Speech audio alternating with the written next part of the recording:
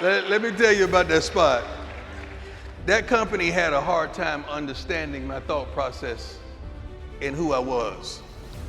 And when I told them my biggest fans are the youth, because sometimes people my age and people that look like me didn't really understand me.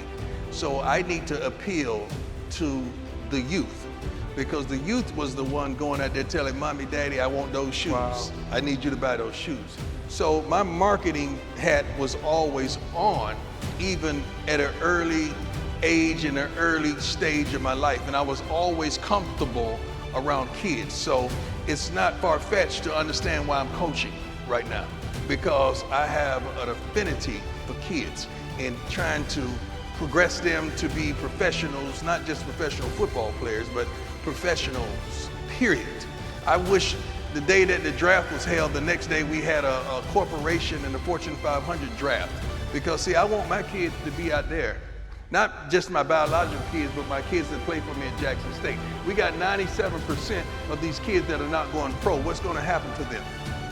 I need them to make a difference in life. I need them to be somebody. I need them to go and enhance their communities. I need them to make a change somewhere in life and to be great fathers and to be great parents and to be great kids.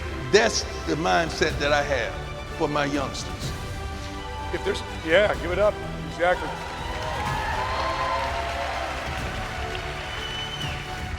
If there are athletes right now, whatever sport, and you like their example on the field and also off the field, and these are your kids, who would you tell them to watch?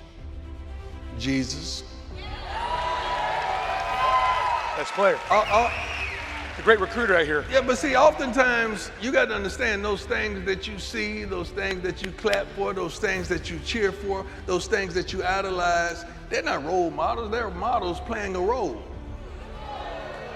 You don't know who they are, you just saw them doing what they're gifted and blessed to do for 2 hours of the day. Could you imagine if the world got an opportunity to see you at your best for 2 hours a day, how your profile would just be enhanced, everything would be wonderful, everything would be so different, because we're showing you for 2 hours doing what you're gifted to do.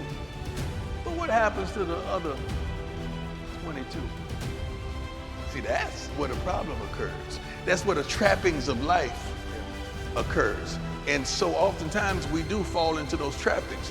I would advise you to be that role model for your child, for your friend, for your homies, for that person that looks up to you and looks out for you. You need to be that person. The role model should be somebody you can touch. My mama was my role model, man.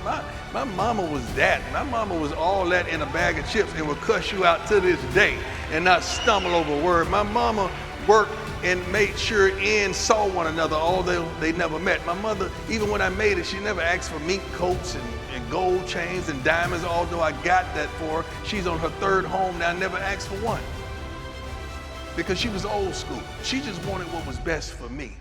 And she wasn't thirsty, she wasn't hungry, she wasn't seeking and searching for attention and adulations. And now we got parents trying to be the boss. We got parents trying to be in every commercial, trying to be in every shot. Although I did put my mama in a Super Bowl commercial, which you're gonna see on Sunday.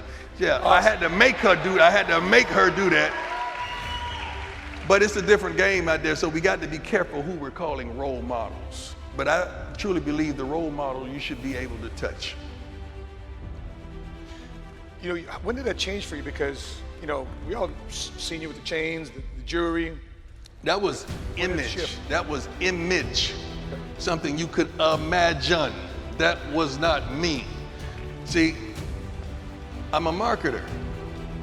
I market. And I'm pretty darn good at it. You should clap for me right there. Because I'm about to tell you a few things that you're not going to believe.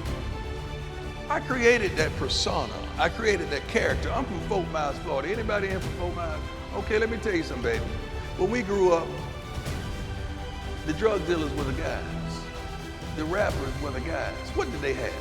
The gold chains, the flamboyant look, the flash, the whips. I gave the kids that, allowing them to know you didn't have to do that. So it was all persona in perception, and you had to believe what you want to believe. Now let me tell you the truth of the matter. I stopped using profanity in 1986. And I'm not done with telling you about praying. I'm in the third person now. I've never been high a day of my life. Hold on, I'm not done. I've never smoked or sipped a taste of alcohol, wine, or anything in my entire life. So all the stupid and the foolish and the idiotic things out there that I did, I just did that, all right? I was not under the influence, but that was really me, all right?